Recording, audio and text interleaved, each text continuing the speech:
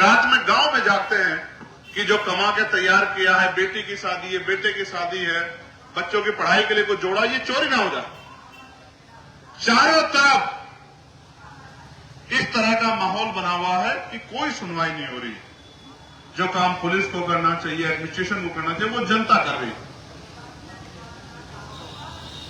पिछले 10-12 दिन में गुलदारों का आतंक बढ़ा और मैं आपको विश्वास दिलाता हूं कि इसकी जांच होगी कि क्या बरेली से कोई आदमखोर गुलदार लाके नजीबाबाद क्षेत्र में छोड़ा गया है। इसकी जांच होगी, मैं आपको विश्वास दिलाता हूं। और अगर ये छोड़ा गया है और ये पुख्ता हो जाता है तो जिस अधिकारी की इसमें मिली भगत है, उस अधिकारी को कुर्सी पर नहीं बैठने देंगे। इस बात पर मैं आपको विश्वास दिलाता हूं। आप जानते हो, मैंने केंद्रीय मंत्री से मुलाकात की और उन्होंने मुझे विश्वास दिलाया। मैंने उनसे आग्रह किया कि आप मेरे साथ चल के एक बार देखिए चल के कि किस तरह किसान डर के साए में मजदूर रह रहा है। मैंने उनको बताया कि लोग अपने बच्चों को स्कूल नहीं भेज पा रहे हैं, डर रहे हैं कि भेजेंगे स्कूल और जाएगा शमशान कब्रिस्तान। महिलाएं खेतों पे नहीं जा पा रही। क्षेत्र में 2 तरह से लोगों के घर चल रहे हैं। पहला, किसानी के जरिए। अब किसानी में एक प्राकृतिक मार जो आई, मैंने आपको बता दिया कि बाढ़ से, खो के पानी से कितना नुकसान हुआ है और कोई मुआवजा नहीं मिला। लेकिन दूसरा, जो फसल खड़ी हुई है उस फसल को समय पर ले नहीं पा रहे हैं क्योंकि डर रहे हैं। किसान कमजोर होगा तो मजदूर अपने आप कमजोर हो जाएगा, क्योंकि किसान और मजदूर एक कड़ी से जुड़े हुए हैं। किसान के खेत में फसल होगी तो उसकी उस फसल से उस मजदूर का घर भी चलेगा। जब किसान नहीं आगे बढ़ पा रहा तो मजदूर कैसे आगे बढ़ेगा। और इस पूरे क्षेत्र में एक बहुत बड़ी आबादी वो भी है जो खेत से घास लाके दूध बेच के अपने घर को चलाती है। एक बहुत बड़ी आबादी।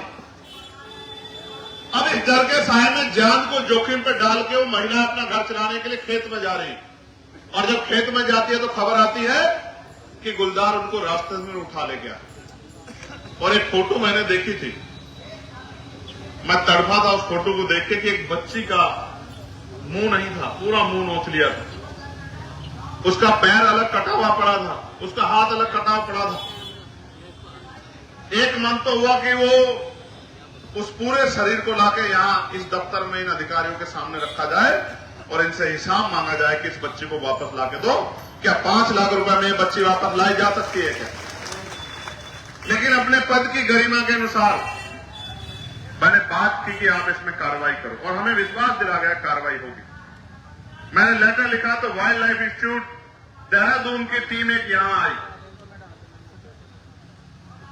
लेकिन क्योंकि जान जा रही थी गरीब किसान मजदूर की, कहते हैं अमीर मरता है तो कानून बदलते हैं और गरीब मरता है तो मजाक उड़ती है। मजाक उड़ी और उसके बाद चैन से फिर सब लोग बैठे।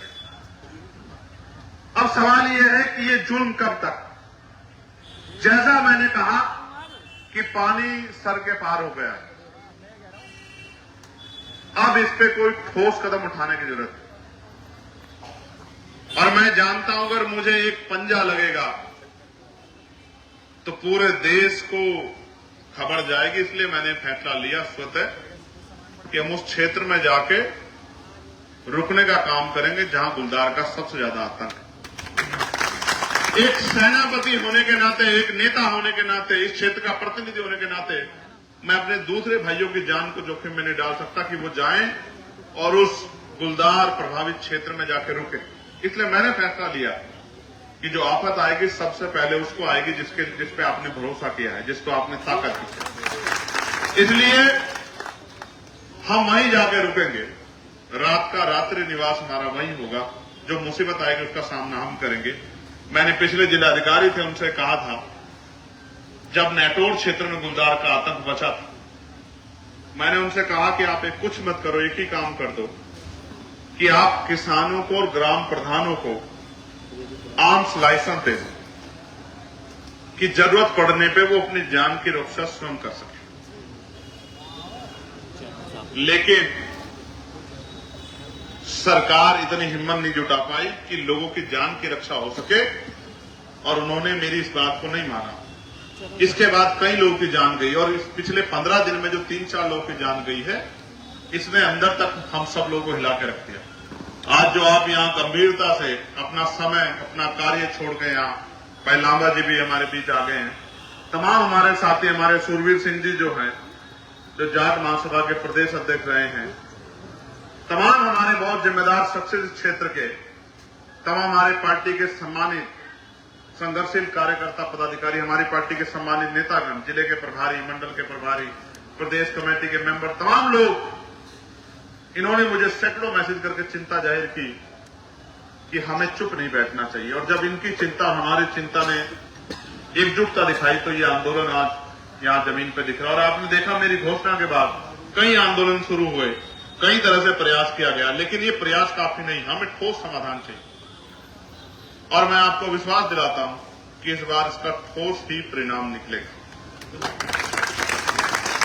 और ये एक दिन के आंदोलन से नहीं निकलेगा। मैं मानता हूं इस बार आंदोलन जो है, अगर यहां की सुनवाई से काम नहीं चलेगा तो अगला आंदोलन दिल्ली में होगा या लखनऊ में होगा। मेरी बात का याद रखिए। और पूरे प्रदेश के कार्यकर्ताओं को बुलाकर उस विधानसभा का घेराव किसान मजदूरों की रक्षा के लिए और उनके जीवन को मजबूत बनाने के लिए, उनको सशक्त बनाने के लिए हम लोग करने का काम करें। आप ये देखिए, 5 लाख रुपए का मुआवजा दिया जाता है। कितने पैसे का? सरकार ने गरीबों की जान की कीमत क्या लगाई है? सरकार ने हमारी माओ बहनों की जान कीमत क्या लगाई? सरकार ने आपके बच्चों की जान कीमत क्या लगाई? और जिस परिवार का कमाने वाला चला जाएगा, क्या 5 लाख रुपए में वो परिवार जिंदगी भर सर्वाइव कर लेगा? मैंने ऐसे परिवार भी देखे जिनमें छोटे छोटे बच्चे। ये मुआवजा नहीं, ये भीख। मैं लेटर लिखूंगा आज ही कि सरकार वास्तविकता में इन परिवारों का हाथ मजबूत करना चाहती है जिनके साथ तकलीफ हुई है, तो मुआवजे की राशि बढ़ा के 5 लाख से 25 लाख रुपए कम से कम की जाए, जिससे, क्योंकि जान की तो वापस नहीं कर सकते। जिसकी जान चली गई है, जान की कोई कीमत नहीं है। आप और मैं सब जानते हैं कि जो चला गया उसको वापस नहीं ला सकता, पैसों में नहीं तोला जा सकता है। लेकिन जिनके परिवार में हानि हुई है, तकलीफ हुई है, उनके आंसू पूछने में एक छोटी सी मदद, ये मुआवजा हो सकता है। और क्योंकि 5 लाख रुपए देने पड़ता है तो सरकार को जोर भी नहीं पड़ रहा है। जब 50 लाख रुपए, 25 लाख रुपए का मुआवजा देना पड़ेगा तो 25 लाख रुपए किसान को तो देना ही चाहती सरकार। उसका उदाहरण है कि मुआवजा देख लो, आपकी फसलों पे 20 बीघे जमीन फसल गई और मुआवजा दे रहे हैं 200 रुपए, 2000 रुपए।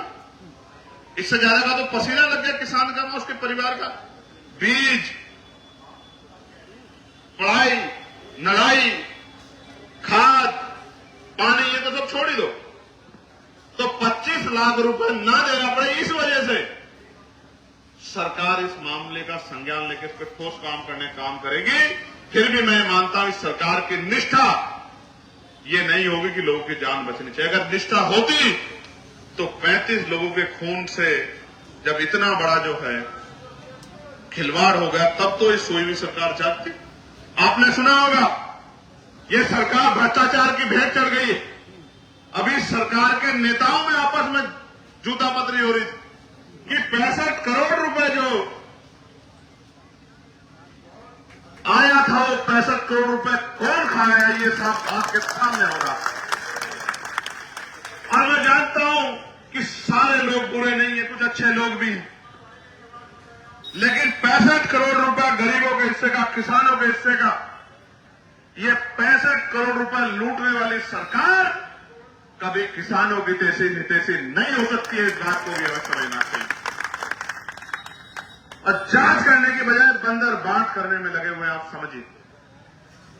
यहां भी जांच होगी, मैं आपको विश्वास दिलाता हूं। जो पिछले की बात आपने मेरे सामने रखी है, मैं आपको विश्वास दिलाता हूं कि अगली दिशा कमेटी की मीटिंग में उसके जांच के आदेश भी दिए जाएंगे कि ये किसके आदेश पे लगा, किसने प्रपोजल बनाया, क्या इसकी मार्केट वैल्यू है, कितने में ये जो है लगा है, कैसे इसका फंड्स रिलीज हुआ है, किस कंपनी को टेंडर दिया गया है, इसकी जांच भी हम लोग कराएंगे। लेकिन मैं आपको बताना चाहता हूं मेरे क्षेत्रवासियों कि सरकार को आपके मरने से कोई फर्क नहीं पड़ता। आज प्रदेश में नौजवान सुसाइड कर रहा क्योंकि बेरोजगारी बढ़ी हुई। आज किसान सुसाइड कर रहा है, खाद के लिए लंबी लंबी लाइन लग रही, बारिश में भी महिलाएं किसान खेत उसके खाद के लिए डीएपी के लिए डटी हुई, यूरिया के लिए कोई पूछने वाला नहीं है। और तो और किसानों की बात करने वाली सरकार डंडा बजाने का काम कर रही है, बुलडोजर चलाने का काम कर रही है, लोगों को पीटने का काम कर रही है, लोगों का हाफ इनकाउंटर करने का काम कर रही है। बदमाशों का घूटना टेकने वाली सरकार हमारी मजबूत पुलिस को भी मजबूर कर देती है कि वो इन क्रिमिनल्स पे कार्रवाई ना कर सके। ये सब हमारी आंखों के सामने हो रहा है। और जो फॉरेस्ट विभाग के लोगों का हाल है वो आपसे छिपा हुआ नहीं है। फॉरेस्ट के अधिकारी लोगों के आंसू पूछने के लिए, दो मीठी बात करने के लिए उनके बीच नहीं पहुंच रहे, उनके साथी भी नहीं बन पा रहे उनका हाथ पकड़ के। ये हालात है जिले के। इसलिए इस पूरे मामले को गंभीरता से हम लोगों ने लिया है और अब इस पे ठोस समाधान हम लोग करा के रहेंगे। हमारे तमाम नेता, तमाम हमारे साथी, तमाम यहाँ के सामाजिक संगठन, किसान हमारे साथी, सब लोग, जीतू भाई हमारे उत्तराखंड से चल के आए, तमाम साथी हमारे कमर कस चुके हैं। महात्मा विजयदास जी जो है वो मुजफ्फरनगर से चल के आए। तमाम जो है लोगों के अंदर पीड़ा है, क्योंकि ये किसी एक व्यक्ति की लड़ाई नहीं है, ये पूरे क्षेत्र की लड़ाई है, गरीब जनता की लड़ाई है, किसान मजदूरों की लड़ाई है। ये राजनीतिक लड़ाई नहीं है, ये लोगों की जीवन रक्षा की लड़ाई है। और लोगों की जीवन रक्षा का पॉइंट, और पार्लियामेंट में जब हमने शपथ ली थी तो इस बात का हमने विश्वास दिलाया था कि हम अंतिम व्यक्ति की भी सुनवाई करने का काम करेंगे, अंतिम व्यक्ति की आवाज बनने का काम करेंगे। और अगर हमारे क्षेत्र में इस तरह का जुल्म होगा तो हम लोग चुपचाप नहीं बैठे। मैंने तो एक छोटा सा आह्वान किया था, आप हजारों की संख्या में यहां चले आए थे। मैं आप सबका भी बहुत बहुत धन्यवाद करता हूं। और बड़े बड़े जिम्मेदार लोग अपने काम छोड़ के आशीर्वाद देने के लिए यहां हम लोगों को पहुंचे हैं। उनके प्यार का, आशीर्वाद का भी हम लोग बहुत बहुत उनका धन्यवाद करते हैं। हाथ जोड़ के उनको जय भीम प्रणाम करते हैं। मैं आप सब लोगों को भी विश्वास दिलाता हूं कि आपका आशीर्वाद खाली नहीं जाएगा। आपका आशीर्वाद बिल्कुल खाली नहीं जाएगा। आपके आशीर्वाद से, आपकी मेहनत से, आपका पसीना जो आज यहां पड़ा है, ये इस क्षेत्र में इस गुलदार की समस्या को खत्म कराने का काम करेगा। मेरा आपको बहुत बहुत भरोसा है इस बात के साथ कि चाहे पार्लियामेंट हो चाहे सड़क हो। और इस बार जब मैं ये भी भरोसा दिला दूं कि जब पार्लियामेंट चलेगी तो पहले दिन गुलदार की समस्या पे पार्लियामेंट की सीढ़ियों पर बैठ के आंदोलन करने का काम भी हम लोग लोकसभा के अंदर करेंगे। और आप जानते हैं कि मैं अपने साथियों को भी इकट्ठा कर लेता हूं। वो मेरे साथी जो मेरा साथ देते हैं, क्योंकि मेरी संख्या वहां कम है, अकेला आदमी हूं, तो जो किसान नेता हमारा साथ देते हैं उन सबको भी इकट्ठा करके इस नगीना की, बिजनौर की समस्या को राष्ट्रीय समस्या बनाने का काम हम लोग करेंगे। इस बात का भी मैं आपको विश्वास दिलाता। मैं मीडिया के भाइयों से भी कहूंगा कि मीडिया का भी बड़ा सशक्त रोल है। उनको हमसे भी सवाल पूछना चाहिए, उनको एसी के कमरे में बैठे हमारे माननीय अधिकारियों से भी सवाल पूछना चाहिए, और उनको इस निकम्मी सरकार से भी सवाल पूछना चाहिए जो 35 लोगों की जान की कीमत नहीं समझती है, जो 35 लोगों की जान से इतना बड़ा खिलवाड़ होने के बाद भी और चैन से जो है अपने घर में पड़ के सो रही है। सरकार से भी सवाल पूछना चाहिए। लेकिन प्यारे भाइयों, मैं आपसे पूछना भी चाहता हूं, अगर इस आंदोलन को दोबारा से मजबूत करके आगे बढ़ाना पड़ा, क्या आप इस आंदोलन में हम लोग का साथ दोगे?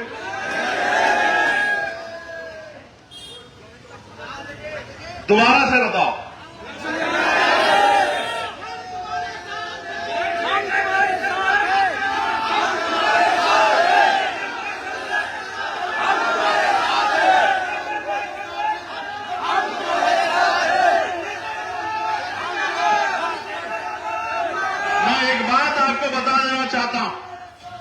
मैं एक बात आपको बता देना चाहता हूं। सांसद बनने के बाद ये मेरा पहला धरना, क्योंकि यह एक काम ऐसा हो रहा है जो मेरी पहुंच से बाहर हो रहा। आप जानते हैं, अगर ये काम मेरी पहुंच में होता तो मैं कभी धरना नहीं करता। आप इस बात को जानते हैं। ये लोगों की जान का मामला है, वरना कोई ऐसा मामला नहीं। आप तमाम लोग बैठे हैं कि आपकी तरफ आंख उठी हो और मैंने धरना करने के लिए आपको कहा हो। आप इस बात को जानते हैं। मैं आपको रोकने काम करता हूं कि धरना मत करो। आपके पास आपका सांसद है जो आपके जगह अकेला धरना करने का काम करेगा।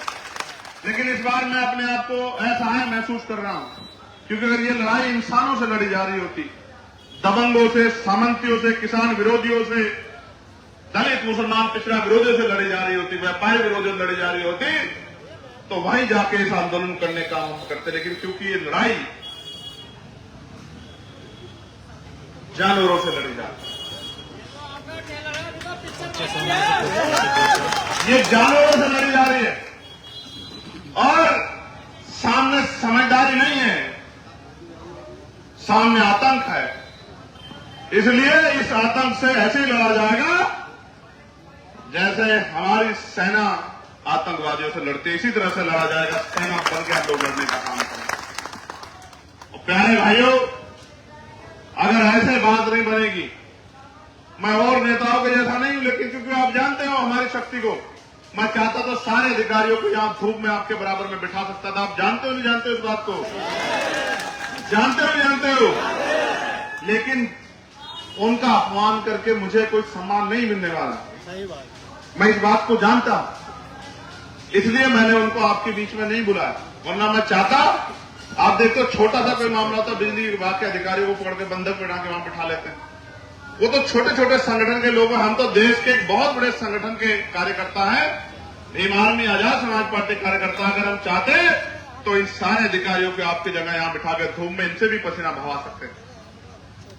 लेकिन सम्मानित साथियों, ये लड़ाई उन अधिकारियों से नहीं है, ये लड़ाई उस व्यवस्था से है। इसमें जो भी खामियां उसको दुरुस्त हम इनके जरिए कराने का काम करेंगे। और इसलिए मैं आपसे आग्रह करता हूं कि आप और हमें मिलकर अभी इस पे मजबूत संज्ञान लेना है। आज हमारा प्रवास जो है, रात्रि प्रवास रामदास वाली में रहेगा। कहां? रामदास वाली में एक जगह है जहां ये कब हुई घटना?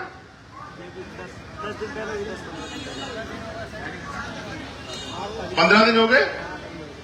तो 15 दिन जहां पहले घटना घटी थी, जहां लगातार गुलदार देखा जा रहा है, तो आज हमारा रात्रि प्रवास वहीं रहेगा रामदास वाली। और उसके बाद कल फिर हम उसी क्षेत्र में कहीं ना कहीं जनता दरबार भी लगाएंगे। मैं तब तक अपने कमरे पर नहीं जाऊंगा जब तक यहां से उचित समाधान नहीं होगा। मैं आपको विश्वास दिलाता हूं, चाहे रात कहीं काटनी पड़े और दिन कहीं काटना पड़े, जब तक अस्थायी समाधान नहीं होगा, लोगों को न्याय नहीं मिलेगा और ठोस कार्रवाई नहीं होगी, तब तक मैं अपने कमरे पर वहां धामपुर में नहीं लौटूंगा। और यहीं से जो भी कार्यक्रम होगा वो क्षेत्र से ही किसी न किसी ऐसी जगह से जहां रुकने का मौका मिलेगा वहीं से। बस आपसे आग्रह की रोटी पानी की व्यवस्था आप लोग करा देना। करा दोगे नहीं करा दोगे? हैं? सच बताओ, दोनों हाथ उठा के बताओ, करा दोगे नहीं करा दोगे? नहीं, ऐसे तो बहुत मजबूत लोग बैठे हैं, ये तो एक एक बारात की व्यवस्था करा सकते हैं, लेकिन इनसे व्यवस्था नहीं करानी, आप ही लोगों से व्यवस्था करानी। ठीक है? तो मैं आपका आभार प्रकट करता हूं और मैं इश्तियाक भाई भी हमारे बीच आ गए। तमाम हम अपने अधिकारियों को, हमारे जिम्मेदार साथी जाके ज्ञापन देने के लिए बुलवा दें। उनको ज्ञापन हमारी टीम दे देगी। कहां ज्ञापन? हाँ। और फिर हम लोग जो हैं, मैं आप लोग अपने अपने काम में डटना। मैं जरा रामदास वाली जब तक जो है पूरी जानकारी जुटा के मैं रामदास वाली रहूंगा, फिर तटबंध और जहां जहां समस्या है उनको भी देखने के लिए जाऊंगा। लेकिन जैसा मैंने पीड़ित परिवारों से भी मिलना है, लेकिन मैं आपको विश्वास दिलाना चाहता हूं कि इस बार आपकी लड़ाई अंजाम तक पहुंचेगी। पहुंचनी चाहिए नहीं पहुंचनी चाहिए? बताओ। पक्का? गुलदार का आतंक खत्म होना चाहिए नहीं खत्म होना चाहिए? बिजनौर गुलदार मुक्त होना चाहिए नहीं होना चाहिए? बिजनौर गुलदार मुक्त होना चाहिए नहीं होना चाहिए? जोर से बताओ। गुलदार मुक्त बिजनौर, गुलदार मुक्त बिजनौर, गुलदार मुक्त बिजनौर। गरीब किसानों की जान की रक्षा, गरीब किसानों की जान की रक्षा, किसान मजदूरों को उनकी फसल का उचित मुआवजा, किसान मजदूरों को उनकी फसल का उचित मुआवजा, किसानों के साथ जो गुंडा राज हो रहा है वो बंद, किसानों के साथ जो गुंडा राज हो रहा है वो बंद, और गरीबों की सुनवाई होनी चाहिए नहीं होनी चाहिए? ठीक है, बहुत बहुत धन्यवाद। जय भीम, जय भारत। और आज की सभा की अध्यक्षता जो हमारे कर रहे हैं अभी तो ज्ञापन दिया जाएगा, बैठ जाओ। अभी तो वो अधिकारी बताएंगे अपनी बात, अभी नहीं खत्म हो रहा है। अभी ज्ञापन दिया जाएगा, अधिकारी अपनी बात बताएंगे और उसके बाद हम लोग प्रस्थान करेंगे। और अभी हमारे यहाँ 2-3 सीनियर लोग हैं, क्योंकि मैंने आपसे पहले भी कहा था कि मैं इस क्षेत्र का बेटा हूं। अभी हमारे बीच में सूरवीर सिंह जी हैं, लामा जी हैं, ओमपाल जी हैं। अभी हमारे यहाँ 2-3 सीनियर लोग हैं, वो भी 2-2 मिनट आपको आशीर्वाद देंगे और अपनी बात रखेंगे।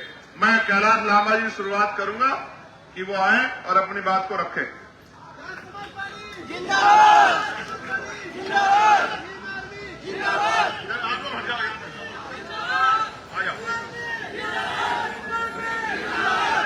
बहुत ही आदर सम्मान के योग्य